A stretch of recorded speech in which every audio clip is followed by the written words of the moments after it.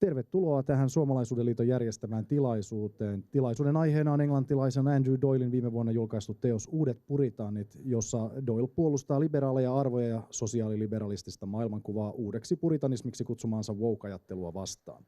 Meillä on suuri ilo ja kunnia saada tänään tänne paikalle kirjan kirjoittaja itse, kirjailija, koomikko ja toimittaja Andrew Doyle. Tervetuloa, welcome.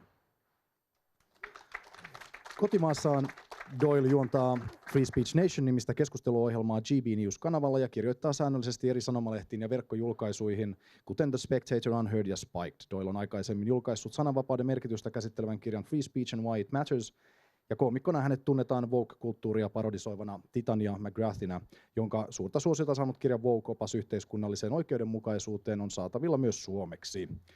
Doylen englanninkielisen avauspuheenvuoron jälkeen hänen kirjastaan keskustelevat suomeksi Jarkko Tontti ja Onni Rostila.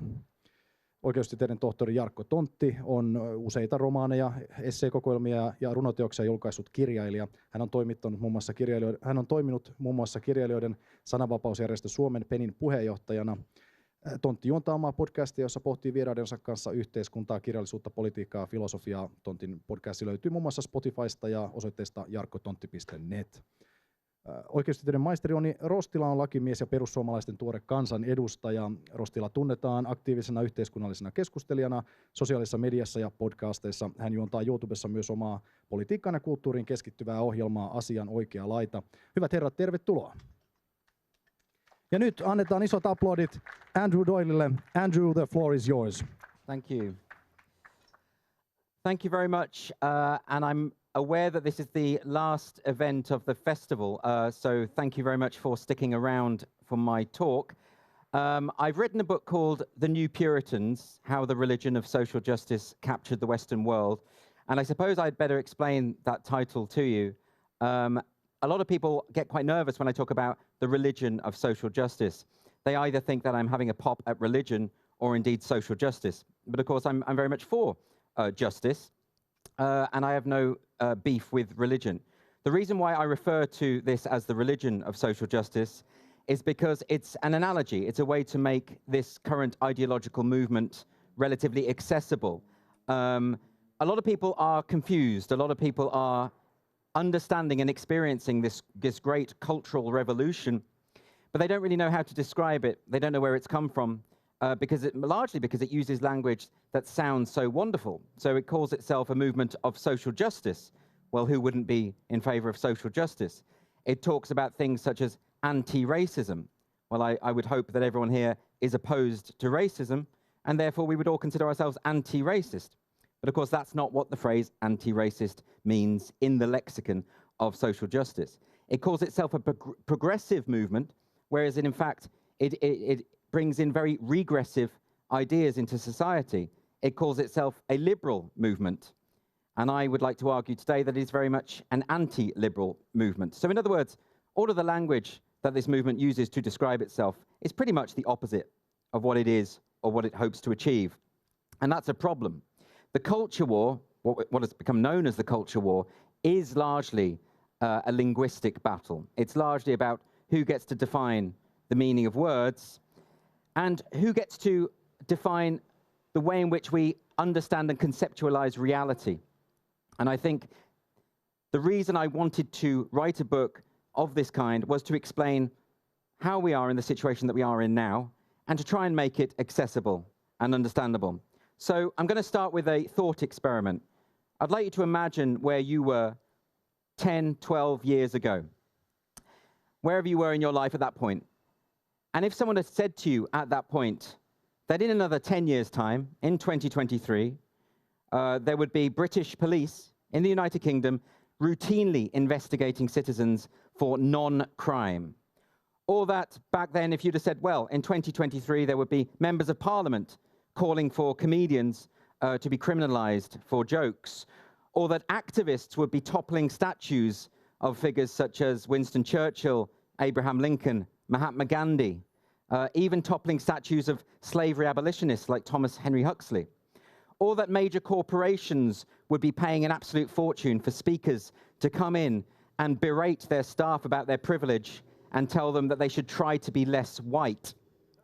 Or that one of the most prestigious schools in London would be segregating children by skin color for after-school activities, or that a school district in Canada would be burning thousands of books because they believe that the content is offensive to modern sensibilities, and that they would call this burning a flame purification ceremony, or that politicians would be stumbling and panicking when they were asked, what is a woman? Or that indeed the word woman would become a dirty word, and that companies, charities, media outlets, they would start favoring phrases such as menstruators, people who bleed, individuals with a cervix, phrases that quite frankly sound rather misogynistic. Or that a man would be nominated for the prize Woman of the Year. Or that male rapists would be identifying as female and then being accommodated in women's prisons only to go on to commit further sexual assaults. Or that gay children would be encouraged to think they were in the wrong body and fast-tracked to medicalization. Or that reputable medical journals would be denying biological reality and claiming that sex is not binary at all, but that it's on a spectrum. Or that women would be fired from their jobs and subjected to threats of death and rape simply for saying that biological sex is real. And that all of this would be claimed to be progressive and liberal. Now, I don't think anyone 10 years ago, not even the activists, would have believed that any of this was possible. But here we are. And it's happened at such a pace that I think a lot of people are confused, bewildered. It's like we've fallen into some kind of dizzying vortex and we don't really understand what's going on. It would have been considered laughable. And I think what's happened is we've lost sight of the importance of liberalism. I'm very much an advocate of social liberalism. And what I mean by that is old school liberalism, the idea of individual autonomy, but with an acknowledgement that we have a shared humanity, the belief in equal rights for absolutely everyone, irrespective of who or what they are, freedom of the press, freedom of speech. All of these are key liberal values. None of these are things that this movement currently upholds. The problem is we don't know what to call the movement. The movement is very good at problematizing, to use their phrase, problematizing the ways in which we describe them. So what do you call them? Do you call them the woke movement? Well, that's tricky, because they will now say that woke is a snarl word, a pejorative that's been invented by right-wingers. But even though they were calling themselves woke up until a few years ago, and some of them still are. So it's very difficult. We need some kind of shorthand. I've called them the New Puritans for a number of reasons, which I will go into in a moment if I do have time. But I want to explain what the core beliefs of this movement are, so that we have a sense of who it is we're talking about. So there are 4 key tenets that they believe, and the tenets are as follows. The first is censorship. So the woke, or the critical social justice advocates, or leftist identitarianisms, whatever you want to call them, they believe that words can be the same as violence, and that censorship by the state, or by big tech, or by societal pressure, what they call cancel culture, is necessary in order to guarantee justice for marginalized communities. So they are for censorship and against free speech. That's the first tenet. The second tenet is this: group identity. They see the world, the woke see the world through the prism of group identity. They don't see people as individuals for their individual characteristics and qualities.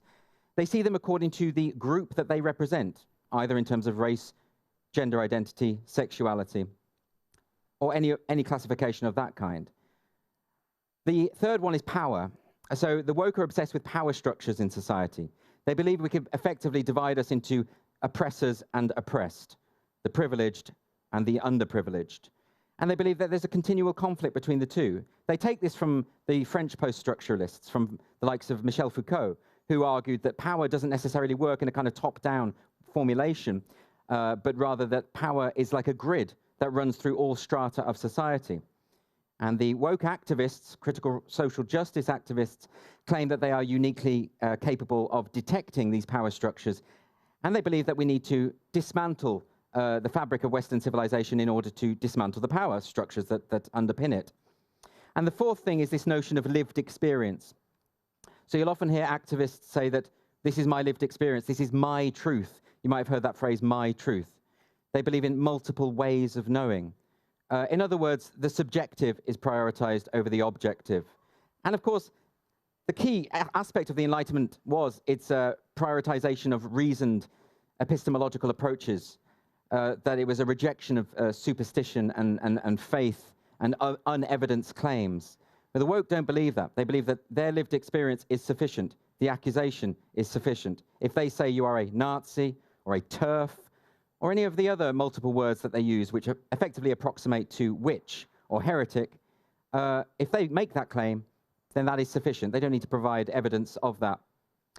Now, the other thing is, I call them the new Puritans. And one of the reasons I did this, and I start the book by making an analogy with Salem, with the witch trials that happened in Salem.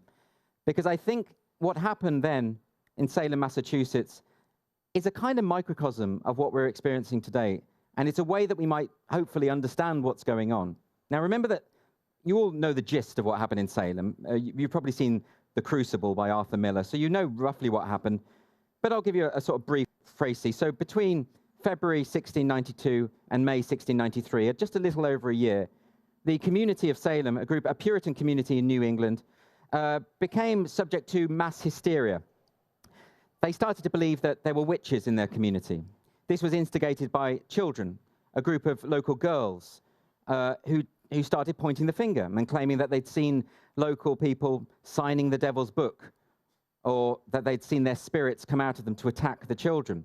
These ended up in a series of court cases where the children would point and scream and fall into conniptions and claim that the person in the dock was possessed by Satan, or that the person in the dock was sending out their spirit to injure them and hurt them, or sending out their spirit to metamorphosize into a yellow bird and fly up to the beams, all these kind of illusions. And 20 people were executed as a result of these accusations, and a further 5 died in prison. Now, I like to draw the comparison between these girls and this hysteria and the activists of today.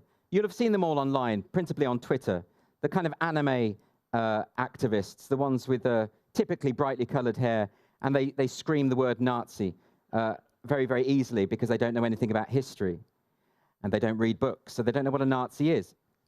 And they just scream and shout, and they call witch, they cry witch. Their favorite phrase at the moment is TERF, trans-exclusionary radical feminist. They call people like J.K. Rowling, the children's novelist, they call her a fascist and a TERF and a transphobe. The reason we know that J.K. Rowling is not a transphobe is because she has never said anything transphobic. Should be that simple, really. But not for the fantasists of the critical social justice movement, not for the people, the little girls of Salem, who are enjoying their power, enjoying the clout that comes with victimizing others. And that's what's happening here. Now, in Salem, all of those prosecutions were secured on what they called spectral evidence. And what that means is the girls said that they experienced this encounter with demons, and therefore it was true. We call that lived experience. I don't know if there's an equivalent phrase in Finnish, but across the Anglosphere, that is the key phrase that woke activists will use again and again. It is my lived experience, just as the girls had their spectral evidence, and that was sufficient to see people killed. And of course, the activists are either caught in a grip of some kind of hysteria or are enjoying their power. We are living through an unprecedented time where to be victimized, to claim to be the victim, gives you incredible clout, and will also enable you to bully people online, harass them out of their work, contact their employers and have them kicked out, destroy their livelihoods and reputations, and still claim to be on the side of the angels, claim to be the good guys. And that's why I think the analogy works. Now, don't get me wrong, the Puritans of New England were very different than the new Puritans. For one thing, the Puritans of old were aware of their fallibility. They never knew if they were elect or damned. They believed they had an inherent unworthiness before God. But if you ever get into an argument with a social justice activist online, you'll know that it has never crossed their mind that they might be wrong. They have this unshakable certainty. And it's weird. And it feels like a religion. The physicist Steven Weinberg once made this point that effectively in a world where you would have good people doing good things and bad people doing bad things, but for a world where good people do bad things, that takes religion. I happen to think that a lot of these activists have really good intentions. I think they want to make society a better place. I think they want to tackle racism and homophobia and transphobia, etc., as we all do. But they see it everywhere, even where it doesn't exist. And this means that the words become devalued. When you promiscuously throw around words like racist, homophobe, sexist, even Nazi, it means that those words don't mean anything when we want to use them correctly. You know, whenever I see someone being called a racist or a Nazi online, I now assume it's not true, because 99% of the time it's not. And that's difficult, because that's problematic, because that, of course, gives cover to actual racists and actual neo-Nazis. It actually means that the woke activists are doing the work of some of the most unpleasant people in society. And they're not liberal. And this is, I think, the key point. My approach is to come from the liberal background, to sort of say, let's make sure that we have equal rights for absolutely everyone, and that we stand up to racism and prejudice wherever it occurs, but not that we believe in these invisible power structures, or that we take our edicts from the high priests of the social justice movement who want to impose these ideas on the rest of us. The liberal tradition goes back to the civil rights luminaries of the 1960s, people like Martin Luther King, who had that beautiful dream of colorblindness. Not that we don't notice race, but that we don't care about race, that we don't treat people differently as a result of it. The very idea that Robin DiAngelo, in her book White Fragility, claims is a form of white supremacy. So there you have a middle-aged white woman effectively saying that Martin Luther King was a racist because he doesn't fall in line with the woke values that she espouses. So that's a problem. It's very patronizing. So I want to get back to those liberal values that were instantiated by the likes of Martin Luther King, and you had them in second-wave liberal feminism, original gay pride, not the current monstrosity that calls itself pride at the moment, but does anything but stand up for gay people. So I don't have much time, but I just wanted to give you a sense of where I'm coming from and why I think I'm calling it a religion. And just to come back to Salem very quickly, the reason why it happened and why it went on for a year and why all those people died is not because of the girls screaming witch, but because of those in power, those in authority, who capitulated to the accusations of the children. And I see that that's the situation we're in at the moment. Roughly 13%, according to a study by the More in Common initiative, roughly 13% of the UK, at least, would be classified as woke, would fall into that bracket. But they have disproportionate power. They control all of our major institutions, both political parties, the NHS, the army, the police, the civil service, all of the quangos, schools, higher education. I'm sure it's getting the same in Finland as well. They have disproportionate power, but they are a minority. And the reason they have that power is they are terrifying. They intimidate people online, and they will destroy people's careers at the drop of a hat. They lack empathy, they lack compassion. They will go online and wish that you die and burn in a grease fire and then attach the hashtag #LoveWins. These are the people that we're dealing with. And I just think ultimately, in order to defeat them and to reinstate the primacy of liberal values, we have to be a little bit braver. Thank you very much. Thank you. And